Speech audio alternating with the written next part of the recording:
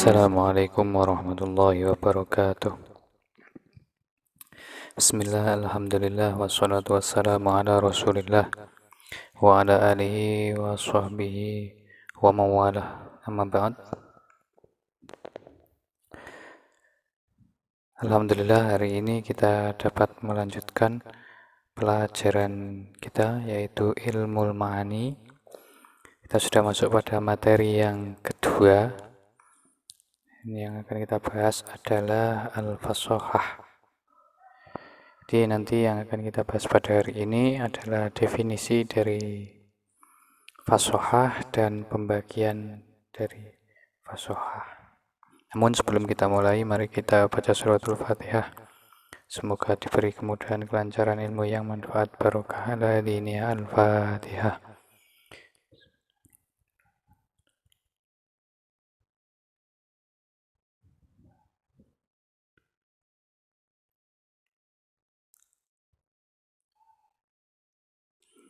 Terima kasih.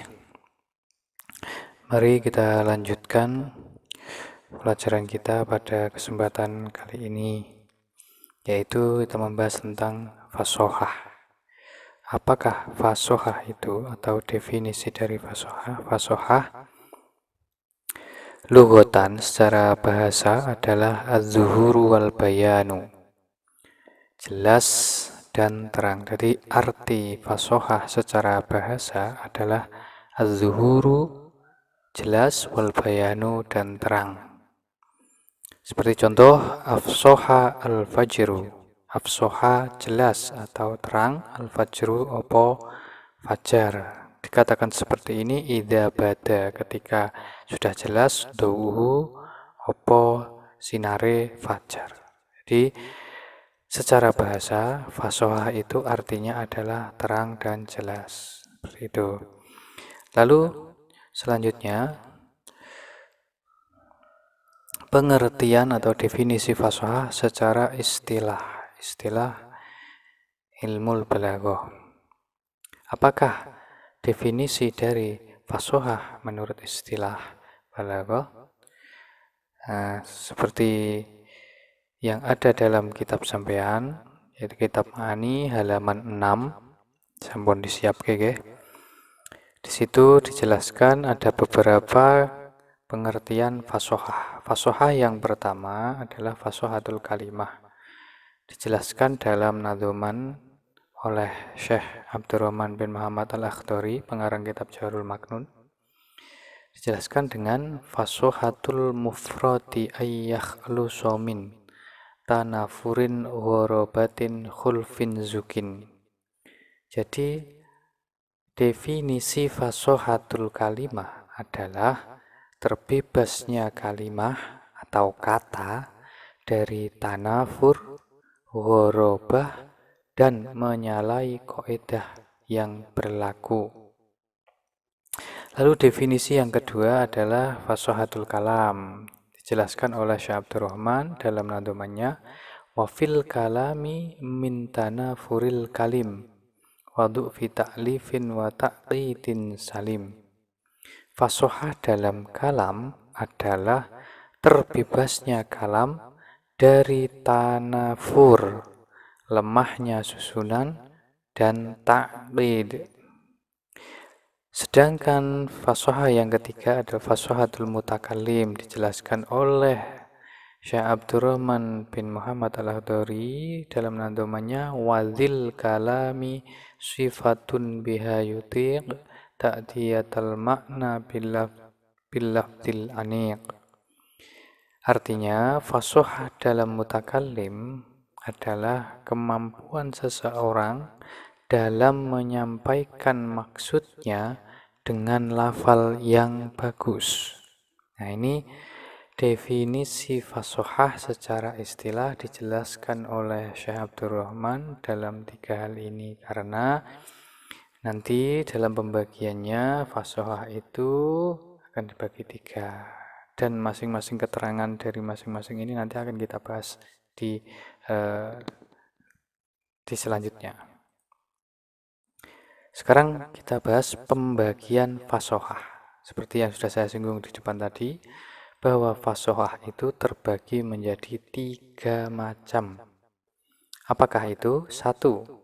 Fasohatul kalimah, yang kedua fasohatul kalam, dan yang ketiga adalah fasohatul mutakallim. Fasohatul kalimah ini nanti akan kita bahas karena fasohatul kalimah bisa dilihat dari sisi lafaz dan makna, sedangkan fasohatul kalam akan dilihat dari sisi susunan kalimat atau kalam itu sendiri, susunannya. Kemudian yang ketiga, fasohatul mutakallim. Dari mana kita melihat fasohatul mutakallim? Dilihat dari sisi kemampuan dan bakat seseorang. Kita lanjutkan, kita bahas satu persatu. Yang pertama tadi, pembagian fasohah yang pertama adalah fasohatul kalimah. Seperti yang sudah disebutkan di awal, fasohatul kalimah sudah disinggung oleh Syekh Abdurrahman bin Muhammad Al-Akhdari dalam nadoman fasohatul mufradi ayyakhlusa min tanafurin gharabatin khulfin zukin. Artinya, fasohah dalam kalimah adalah terbebasnya kalimah atau kata terbebas dari tanafur, ghorobah, dan menyalahi kaidah yang berlaku. Jadi, kalimah yang fasih, sampean mengatakan, wah orang itu fasih gitu kan. Kalimah, sekarang kalimah. Kalimah yang fasih. Kalimah bisa dikatakan fasih apabila terbebas dari 3 hal. Apa 3 hal itu? 1. Tanafur. 2. Ghorobah. 3. Terbebas dari menyalahi kaidah sorok. Mari kita bahas satu persatu. Tanafur. Apa itu tanafur? Tanafur adalah keadaan yang sulit untuk diucapkan. Kalimah itu kalimah yang sulit untuk diucapkan. Jadi tanafur adalah keadaan yang sulit untuk diucapkan. Apabila sebuah kalimah kok ada tanafur atau diterjemahkan sebagai sulit diucapkan, maka dia tidak bisa dikatakan sebagai kalimah yang fasih. Contohnya apa? Contohnya adalah lafal hu, artinya tanaman. Lafal hu ini dia tidak bisa dikatakan kalimah yang fasih karena sulit untuk diucapkan. Sampai mengucapkan lafal hu ini sulit, berat gitu. Makanya kalimah hu ini tidak bisa disebut sebagai kalimah yang fasih. Gitu. Kemudian yang kedua, penyakit yang kedua, penyakit ghorobah.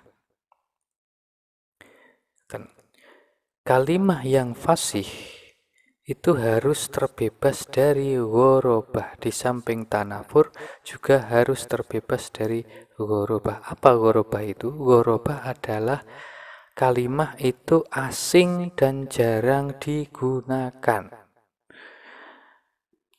Kalimah itu asing dan jarang digunakan. Sehingga tidak semua orang itu tahu.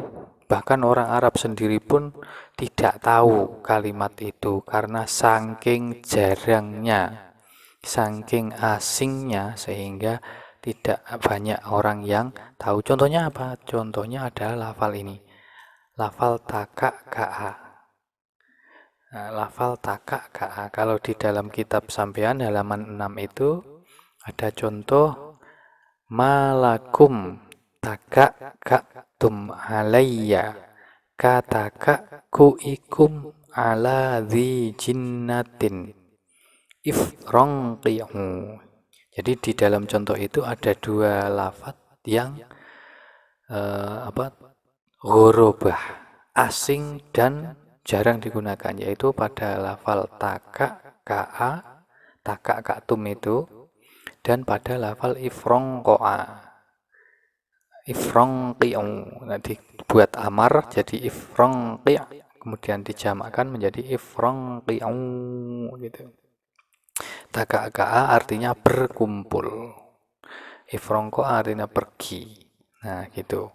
Jadi lafal taka-ka'a dan lafal ifrongkoa ini tidak bisa disebut kalimah yang fasih karena dia ghorobah, artinya asing dan jarang digunakan. Kemudian kalimah fasih itu harus terbebas juga dari ini, menyalahi kaidah shorob. Contohnya mana? Nih contohnya. Contohnya ada pada lafal ajlalu. Kalau tenggine kitab sampean di situ dicontohkan alhamdulillahil ajlali gitu. Lafal ajlalu ini di sini terdapat dua huruf yang sama, yaitu lam dan lam. Ini dua huruf yang sama. Untuk kaidah shorob, ketika ada dua huruf yang sama, maka dia harus diidghamkan, jadinya al-ajallu. Harusnya al-ajallu, tapi di situ tidak dibuat al-ajallu, tapi malah dipakai al-ajlalu. Nah, ini berarti menyalahi kaidah shorob. Nah, gitu. Oleh karena itu, lafal al-ajlalu ini tidak bisa disebut kalimah fasih karena dia menyalahi kaidah shorob.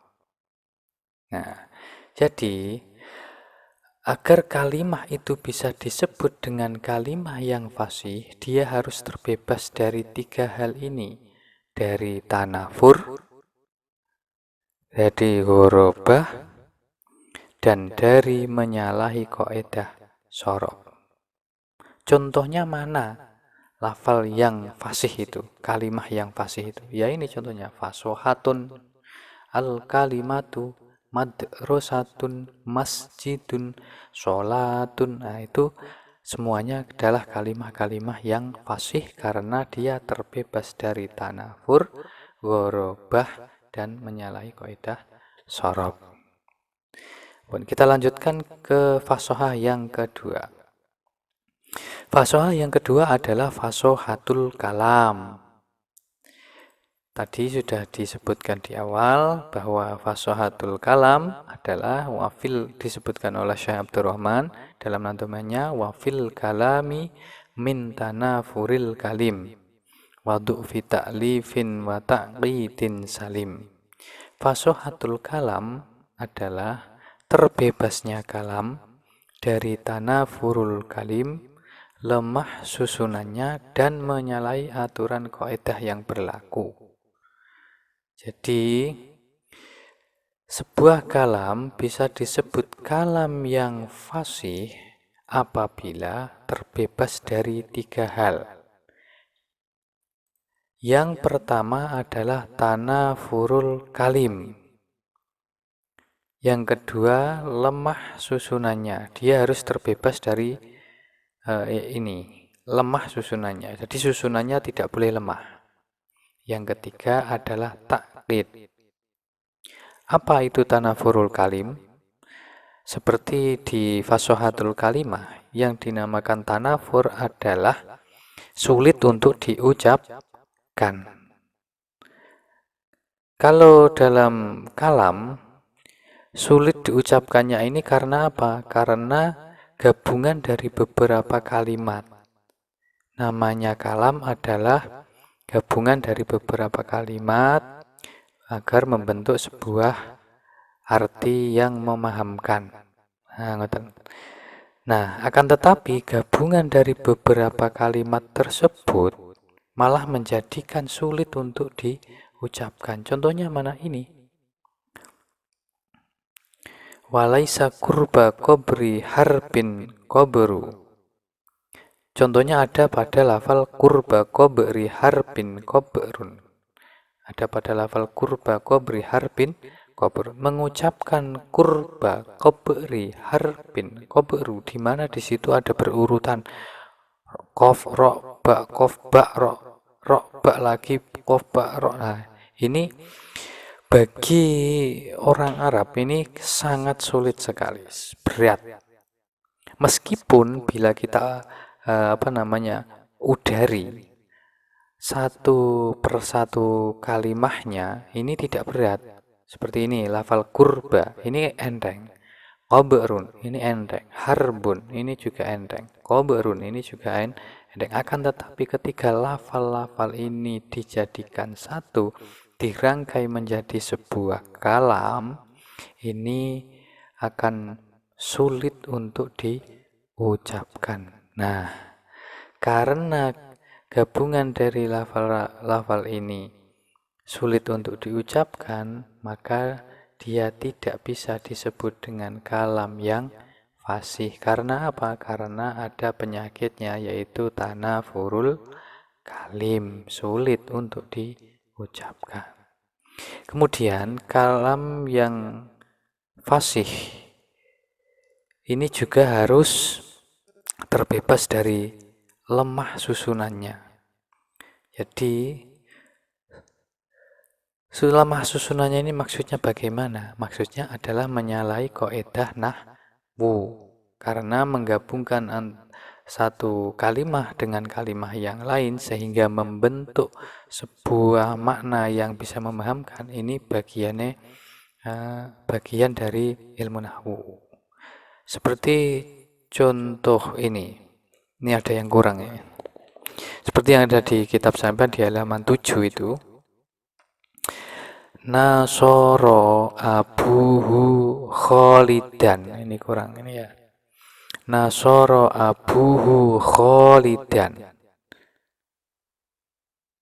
Nasoro nulungi abuhu sapa bapake Khalid. Khalidan ing Khalid. Di sini menyebutkan domire didahulukan, rujuke kepada lafal Khalid, dan lafal Khalid ini ada di belakang. Kenapa tidak boleh? Karena lafal Khalid ini secara urutan dia ada di belakang, dan juga secara lafaz dia juga ada di belakang. Hal ini tidak diperbolehkan dalam ilmu nahwu. Hal ini tidak diperbolehkan dalam ilmu nahwu. Menyebutkan domir terlebih dahulu, sedangkan marjeknya atau yang dirujuki domir tersebut itu ada di belakang, baik secara urutan tarkib maupun lafadznya, itu tidak diperbolehkan. Bisane oleh piye? Bisane oleh biar boleh lafal Khalidan ini didahulukan. Jadi setelah Nasoro ini lafal Khalidan dulu, baru abuhu. Nah, ini boleh. Tapi kalau lafal Khalidan ada di belakang, nah ini tidak boleh. Nah, makanya susunan ini tidak bisa disebut dengan kalam yang fasih karena dia menyalahi kaidah nahwu. Dan selanjutnya, sebuah kalam bisa disebut fasih apabila dia tidak terkena takkid. Takkid itu apa? Nah, ini. Takkid ini sulit untuk dipahami. Susunan kalam tersebut itu sulit untuk dipahami. Karena apa? Karena susunannya tidak jelas. Tidak jelasnya bagaimana? Tidak jelasnya adalah karena ada pembuangan, atau karena yang sebenarnya harus didahulukan dia ditaruh di belakang, atau yang di belakang ditaruh di depan. Nah, ini susunannya tidak jelas, membingungkan. Atau sulit dipahaminya karena makna yang dimaksud tidak jelas. Makna yang dimaksud oleh kalam tersebut itu tidak jelas. Nah, seperti mana? Seperti ini. Seperti syair ini. Saat lubu bu'dad dari angkum litaqrabu wa taskubu aina yaddumu ali tajmuda. Saat lubu artinya saat lubu aku akan mencari bu'dad dari kampung yang jauh, angkum dari kalian semua, litaqrabu supaya kalian semua dekat. Coba sampean pahami ini. Maknanya kira-kira mudah dipahami apa sulit? Aku akan mencari kampung atau rumah yang jauh dari kalian semua, supaya kalian semua menjadi dekat. Bisa dipahami? Sulit kan? Nah, ini satu. Kedua, watasku buaina ya ad-dumu'a. Kemudian air mataku bercucuran air mata. Kemudian kedua mataku bercucuran air mata. Litaj muda sampai kering membatu. Sampai kering membatu.